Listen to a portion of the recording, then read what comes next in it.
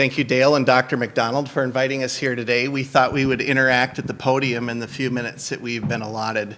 Dale said that this is the first time they've had a married couple speak at an event like this, and after we're done, it may be the last. Emily and I have been married for 26 years now. Actually, 26 years, 4 months, and 20 days. And 9 hours now. As a young married couple, we, in our early 20s, we took classes here separately and together, and while working close to full-time hours, and eventually we both earned our associate's degrees here at North Hennepin. Yes, in fact, we had many classes together. One of your favorite classes was a finance class with Mr. Darth, right? Oh yes, Charlie Darth. He was one of my favorites. He was an amazing teacher and knew a lot of business leaders and was able to weave those stories into the curriculum. I don't think they were on the syllabus, but he told stories, and we loved to hear him. He captivated the whole class. He really sparked my desire to pursue a degree in finance. And we also had a health class together and another business class with Dr. Ruth Delory. Yes, Dr. Delory. She was an amazing teacher. She was so inspirational for me. This was an example of a woman who raised a family, went back to school, earned her doctorate degree, and then went into the corporate world and finished her career as a teacher, motivating students just like me. She taught me so many things. She taught me how to create a resume. I'd never even heard of the word resume, I don't think, until I was in her class. She stressed the importance of good business communication in the workplace. And she taught me especially how to embrace technology and not be afraid of change. The things she taught me, I use every day when running my business. Things like process improvement, searching for new technology that will help my business, and learning everything that I can about my industry. Yes, North Hennepin had some truly great teacher leaders, and I'm sure they still do. I believe Mr. Darth and Dr. Delory taught me to lead with trust and to seek current knowledge in my industry throughout my life.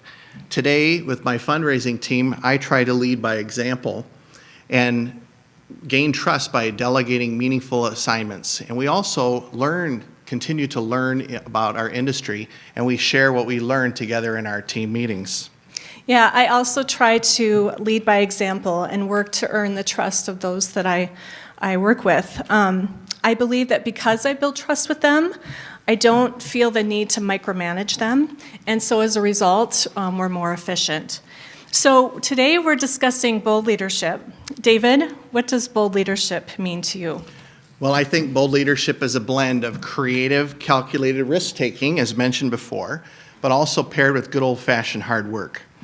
For example, when I was a program officer at the Target Foundation, I would review dozens of grant requests from different Twin Cities nonprofit organizations. And I started to notice that on the program budgets submitted by these nonprofits, that they weren't allocating a fair portion of their overhead to the project. And so I would talk with them and encourage them to do so, revise their budget so they would qualify for a larger grant from Target. So I like to think that Mr. Darth would approve of my bold assertion to look at those financial documents and encourage them to revise their change so they could get more resources from Target. So Emily, what does bold leadership mean to you? So I think a bold leader is someone who dares to be different, someone who is forward-thinking and able to anticipate change. And to navigate that change, I believe that a bold leader must surround themselves with a very diversified network. And what's really important is being able to communicate well with that network. For example, in 2006, I started teaching piano lessons out of my home when my 2 daughters became a little more independent. Fast forward 3 years later, I was at capacity and turning away business. So I had a bold idea to start a business. Why couldn't I hire other music teachers to drive to students' homes and teach there? The timing did not seem right. I was a busy teacher. I was finishing my bachelor's degree and being a mom to an 11 and 13-year-old daughters. And I was a busy volunteer, but I did it anyway, and I'm really glad I did.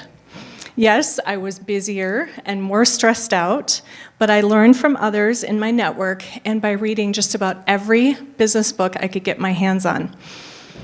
I thought, if Dr. Delory can do it, I can do it too. So now I'm using my leadership experience as an entrepreneur to start a second business with 2 partners, and we're creating a music studio management software application, and we're hoping to launch our product later this year. Because of my time here, I believe that North Hennepin College, Community College, provides an opportunity for students to learn skills and gain a foundation to prepare for bold leadership. So we have a daughter, actually, that's here today, and she's attending North Hennepin right now.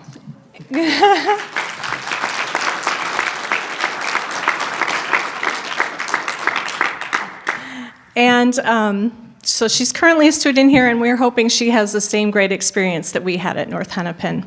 It prepared us well for the things that we do, and I'm very thankful for the education and skills that I gained as a student here at North Hennepin Community College. I'd like to add that I think North Hennepin is a great place for students of all ages, whether they're a high schooler coming here for PSEO classes or a working adult who is trying to upgrade their skills so they can get a better job to improve their lives.